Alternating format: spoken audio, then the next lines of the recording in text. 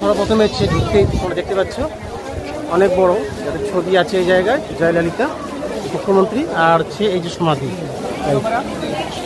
আর একদম প্রচুর এই যে ক্রাউড একদম মানুষের। এই যে গাইস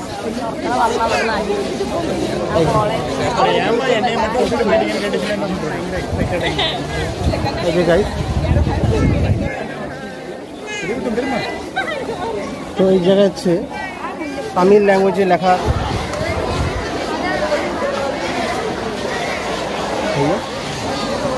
तो आप लोग गाइस देख लीजिए, ये जो है जय ललिता।